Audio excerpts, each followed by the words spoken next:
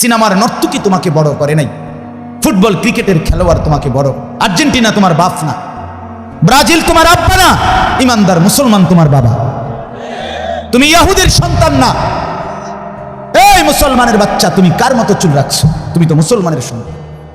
যাদের চুল এরকম বড়, এই ফ্যাশনেবল চুল, এটা ফ্যাশন না, এটা ইহুদিদের চুল, এটা খ্রিস্টানদের চুল, এটা নাস্তিক মোর্তাদের চুল, এটা দাজ্জালের চুল, এটা আবু জাহেলের চুল, এটা জাহান্নামীদের চুল।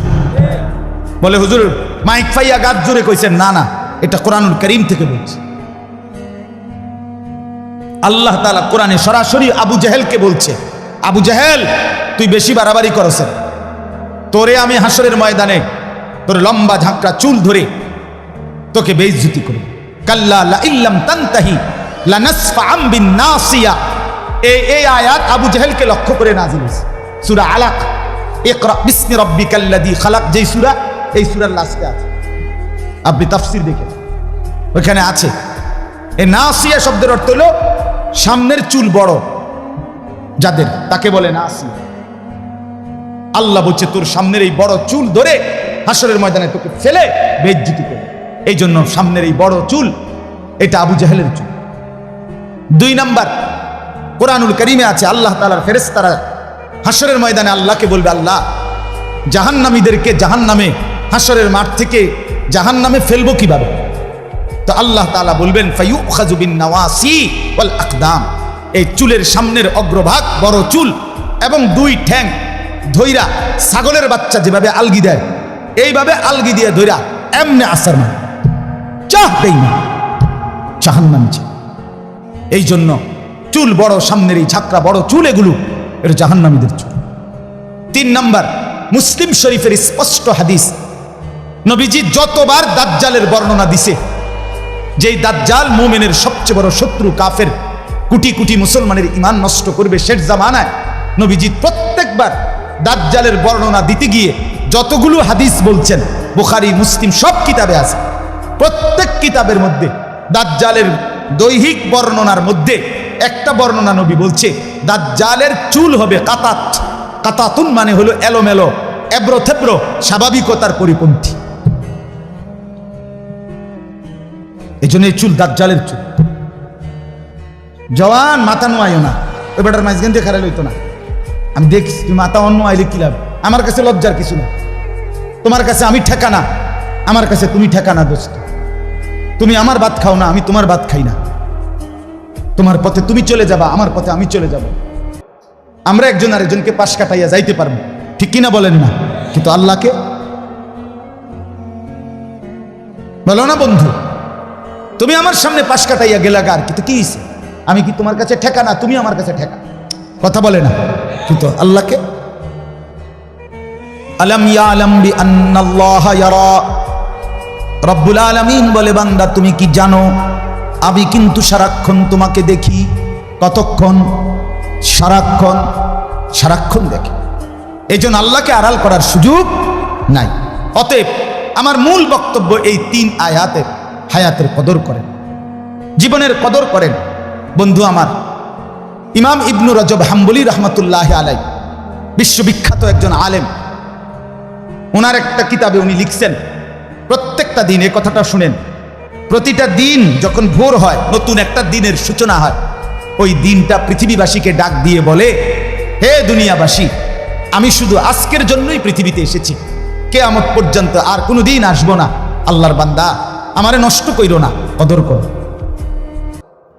প্রতিটা রাত এভাবে ডাক দিয়ে বলে, হে আল্লাহর বান্দা, আমি একবারের জন্যই এসেছি, আমি আর কোনো দিন আসবো না, আমারে নষ্ট করো না, কদর করো।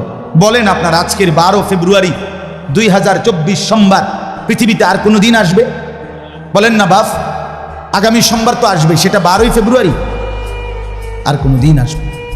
এই একবারের জন্যই আসছে, একবারের জন্যই আসছে। এজন্য প্রতিটা দিন বলে কদর করো, প্রতিটা রাত বলে কদর করো, নষ্ট করো না, আমি আর আসবো না। এরপরে ওই কিতাবে লিখছে আরো আবেগী কথা, আরো মর্মস্পর্শী কথা। এরপরের লাইন, দিন যখন শেষ হইতে লাগে, যখন দিন শেষ হইতে লাগে, অর্থাৎ সেই সকাল থেকে শুরু হয়ে মাগরিবের আগ মুহূর্তে যখন শেষ টাইম, অল্প কিছুক্ষণ পরে সূর্য ডুবে যাবে, তাহলে আজকের দিনটা কি হয়ে যাবে? শেষ হয়ে যাবে। কসম আল্লাহর, কিতাবে লিখছে এই শেষ টাইমে আইসা দিন আবার ডাক দেয়, হে পৃথিবীবাসী, আল্লাহর বান্দা আমি তো চলে যাচ্ছি, আমি তো আর আসবো না, আমারে বিনা আমলে বিনা সেজদায় এভাবে ছেড়ে দিলাম, আমি এমনি এমনি তোমার জীবন থেকে চলে যাইতাম। আজকের ফজর, জোহর, আসর 3 ওয়াক্ত নামাজ, একটা সেজদাও দিলা না। আহা আল্লাহর বান্দা, তাহলে আমি তোমার জীবন থেকে এভাবে হারিয়ে যেতাম। এভাবে রাত যখন শেষ হয়, ভোর হইতে লাগে, তখন রাত্রিও ডেকে বলে, হে আল্লাহর বান্দা আমি তো চলে যাচ্ছি, আমি তো আর আসবো না, আমি বুঝি বিনা সেজদায় বিনা জিকিরে এভাবে হারিয়ে যেতাম তোমার থেকে। মাগরিবে, এশা, তাহাজ্জুদ একটা সেজদাও দিলা না। সারাটা রাত মোবাইলে নাচ গান, ছবি, নর্তকীর দৃশ্য, উলঙ্গ নাচ গান, বেহায়াপনা, সুদের লেনদেন, ঘুষের লেনদেন, হারামের লেনদেন, নাটক, সিনেমা, টেলিভিশন, অথবা শুধু শুধু ঘুমে সারাটা রাত শেষ করে দিলা। আমারে বুঝি বিনা আমলে বিদায় দিলা। এভাবে ডেকে আমার বাপ, কল্পনা করেন এক মা যদি কোনো সন্তানের কাছে সকালে আসে আর কিছু একটা চায়, সন্ধ্যাবেলায় সেই মা যদি আরেকবার বলে, পুত সারাটা দিন তোর কাছে চাইলাম, দিলি না, মা চলে যাচ্ছি, তাইলে তুই আমারে কিছুই দিবি না বাপ? তাহলে পৃথিবীর পাথর দিল সন্তানও তো দিলটা নরম হওয়ার কথা। কোনো বাবা যদি বলে, পুত আমি সেই 4টা ঘন্টা তোর সামনে বসে রয়েছি, তোর কাছে 200টা টাকা চাইছি, টাকাটা দিলি না পুত, দিবি না, তাইলে আমি চলে যাইতাম, এটা বললে কি পাষাণ দিল সন্তানের কলিজা নরম হবে না?